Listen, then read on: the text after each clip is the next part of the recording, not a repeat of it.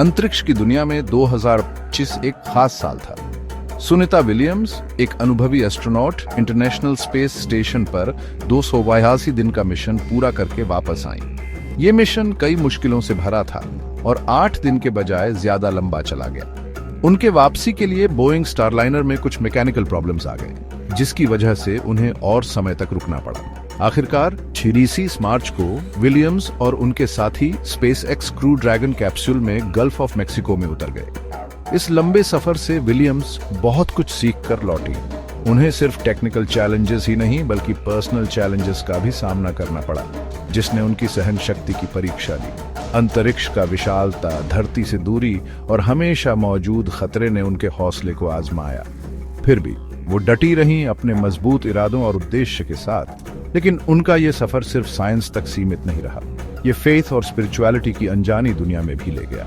अंतरिक्ष में बिताया गया समय विलियम्स के लिए एक स्पिरिचुअल जर्नी बन गया, जिसने उनके खुद के और ब्रह्मांड के बारे में सोच को बदल दिया। वो धरती पर सिर्फ एक फेमस एस्ट्रोनॉट ही नहीं बल्कि एक बदली हुई इंसान के रूप में लौटी, जो अपने अनोखे अनुभव दुनिया से शेयर करना चाहती थी। अंतरिक्ष यात्रा के लिए शरीर और दिमाग का स्वस्थ होना बहुत जरूरी है। एस्ट्रोनॉट्स एक्सरसाइज और डाइट का खास ख्याल रखते हैं, लेकिन सुनीता विलियम्स के लिए सिर्फ शारीरिक भोजन ही काफी नहीं था। वो अपनी आत्मा के लिए भी कुछ चाहती थीं, जो उन्हें मिशन के दबाव में शांति दे सके। और इसका जवाब उन्हें एक अनोखी जगह से मिला। हिंदुओं का त्योहार चैत्र नवरात्रि। 9 दिन के उपवास और पूजा से प्रेरित होकर विलियम्स ने एक अलग तरीका अपनाया। वो कम खाना खाने लगी, सिर्फ फल, सब्जियां और पानी। उन्हें लगा कि इससे न सिर्फ उनका शरीर स्वस्थ रहा बल्कि उन्हें अंदरूनी शांति भी मिली। उपवास के दौरान उन्हें एक ऐसी ताकत का एहसास हुआ जो शरीर से परे थी। अंतरिक्ष के खालीपन में ये स्पिरिचुअल प्रैक्टिस उनका सहारा बन गई। इसने उन्हें अकेलेपन और अनिश्चितता में हिम्मत और शांति दी। उनके अनुभव ने भोजन के आम धारणा को चुनौती दी और दिखाया कि विश्वास और आध्यात्मिक अभ्यास हमें कठिन स्थितियों में भी मजबूत रख सकते हैं। अंतरिक्ष के अकेलेपन ने विलियम्स को खुद के बारे में सोचने का मौका दिया।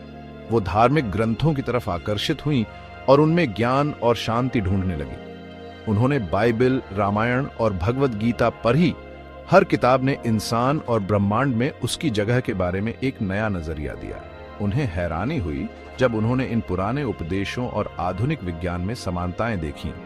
भ्रूण विकास, गहरे समुद्र और अंतरिक्ष की घटनाओं के बारे में लिखी बातें उनके साइंटिफिक नॉलेज से मेल खाती थीं। ऐसा लगता था कि इन ग्रंथों में गहरा ज्ञान छुपा है, एक ऐसा कॉस्मिक विजडम जो समय और संस्कृति से परे है। इस अनुभव ने उनके अंदर एक जोश जगाया और वो ये गहरी बातें दुनिया से शेयर करना चाहती थी। विलियम्स धरती पर एक नए उद्देश्य के साथ लौटी।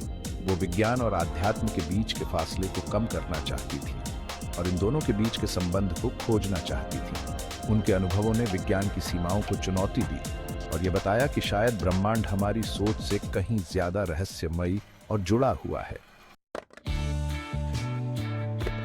विलियम्स के सफर का सबसे हैरान कर देने वाला पहलू रहस्यमयी घटनाएं थीं।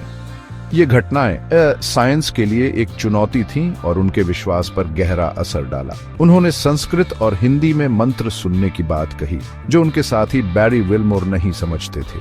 उनका मानना था कि ये आवाजें उनके रामायण और भगवत गीता पढ़ने की वजह से आ रही थीं, जो ध्वनि, चेतना और ब्रह्मांड के ताने बाने के बीच के संबंध की ओर इशारा करता है।